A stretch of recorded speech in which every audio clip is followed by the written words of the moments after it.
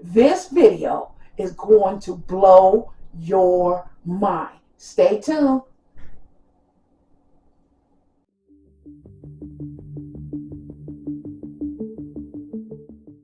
Welcome back to Streams of Strength, where we tell the truth if you like it or not. Ah! Don't look at me like I'm crazy. You know you feel the same way I do. Have you ever felt anxiety when you go to an event? Have you ever felt you just don't want to go around other people? Well, our topic is social anxiety and how to overcome it.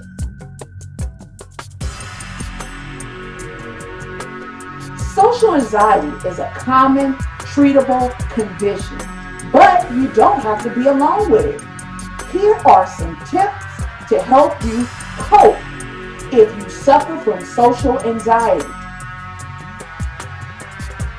Start slow, but start. The key to overcoming social anxiety is to build your confidence by starting small and building on success. You can't expect yourself to go from being terrified of speaking in public to giving a speech at a conference overnight. It takes time and practice, but it's worth it. Focus on what you can control, yourself and your actions in the present moment, not what other people think or say. It's easy for our minds to wander back into past memories of failure and worries about future events. But if you stay focused on what we're doing right now and making sure that our actions reflect our values, then those negative thoughts will eventually fade away as well. If a social situation is overwhelming, break it down. Break the situation into small parts. If you're at a party and feeling anxiety about talking to people, focus on one person at a time rather than trying to talk to everyone at once. Focus on one person can help keep your mind off of other things that may make your anxiety or uncomfortable or being uncomfortable in that moment. Like worrying about what others are thinking about you or might happen next in the conversation. Focus on being present. Being mindful doesn't mean closing yourself off from everyone around you. Instead, it means tuning into what's happening right now without worrying too much about what will happen later or earlier. This can help reduce your anxiety because there won't be as many distractions competing for your attention inside your head. Understand your own triggers. One of the most effective ways to overcome social anxiety is to understand what triggers it. Once you know your own triggers, you can work on avoiding them or dealing with them in a more effective way. Common triggers include being around people who make you feel uncomfortable. For example, if someone has bullied or teased you when they were younger, places that remind you of past events that made an impact on your life. For example, if an embarrassing thing happened at school, things that remind you of your past experience with others, such as seeing an ex-boyfriend or girlfriend. Know that you don't need to be fixed or cured. The first thing you need to accept is that you are not broken. You can overcome social anxiety and live happy lives without feeling like your brain or body fails you, or there's something wrong with them. It may seem like the most logical thing in the world since it feels so scary and uncomfortable. Sure, there must be something wrong with me. The problem is not with your brain or body, it's simply how they react when faced with certain situations. And over time, through practice, patience, and persistence, and maybe some help from medicine, those reactions will change so that they're more manageable for everyone involved, including yourself. Speak up for yourself, but don't be aggressive. Don't be passive. Be assertive, confidence, and respect in your communication with others. When you are speaking up for yourself and asking for what you need or want, it's important to do so in a way that doesn't make others people feel attacked or defensive.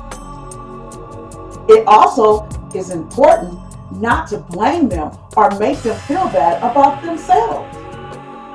Instead, focus on taking responsibility for your own feelings and needs while still remaining calm towards others, even if you don't understand why. Listen to what other people have to say about you. Don't take things personal. Your self-worth should not depend on whether or not someone likes you or think highly of your work. In fact, it's important that you're not letting other people's opinion of what they see as your strengths and weaknesses define what you are or who you want to be in life. If someone says something negative about your work, keep in mind this person may just be having a bad day. Or even worse, maybe they're just trying their best at being mean. Remember that everyone has different tastes and preferences when it comes to creativity and everything else. Some people will love what others hate. Some will hate what others love. But either way, these differences don't make either party any better than the other. They simply mean that both sides have different perspectives based on their personal experience with similar types of stimulation. Painting, for example, painting. Don't let others' opinion of you define you or who you want to be. This is a big one, and it's pretty common for other people who experience social anxiety. You may feel like if someone doesn't like you or approve of you, then your self-worth has been compromised somehow. This isn't true at all. Your self-worth comes from within, not from what other people think of you or how much they like you or dislike your personality traits. It can be hard not to take things personal when someone says something mean about us or our actions. But remember, everyone has their own problems and issues going on in their lives that mean making them say things without meaning any harm by it at all. Even if someone doesn't intend for their words towards us as hurtful or offensive, remember that this is simply an expression of their feelings and not ours. You can learn how to cope with social anxiety. When you stress, it can be difficult to see the positive side of things. It's easy to get caught up in your worries and forget that life actually is pretty good. So take some time out for yourself. Do something nice for someone else, and this will help lift your spirits as well as theirs. If you suffer from social anxiety disorder, better known as SAD, then chances are higher that you have spent most of your life feeling like an outsider who doesn't fit in with other people. And this can lead to feelings of loneliness, isolation from others around us, because we don't want them finding out about our secret problems with socializing, which stems from having SAD. social anxiety disorder. But there are ways around this problem. Find ways of making friends without being too pushy or pressuring them into doing things they aren't comfortable with yet. Doing such could make matters worse between both parties involved. Instead, try using icebreakers, such as asking whether everyone wants coffee before class starts. Then go ahead together after everyone has said yes or no. Thanks, but no thanks, respectfully. In conclusion, if you suffer from social anxiety, the first step is to acknowledge that it's a real problem and not something you should feel ashamed about. Then start by taking small steps towards being more open-minded, friendly with other people. You don't have to be ongoing all of a sudden. Just try doing something new that feels comfortable for you. And if it doesn't work out well, then try it again. Practice makes perfect. After all, that's all for now. Thank you for coming, and I will see you soon. Wait! Don't forget to like, share, and subscribe, and leave a comment down below. And I will see you soon. Goodbye.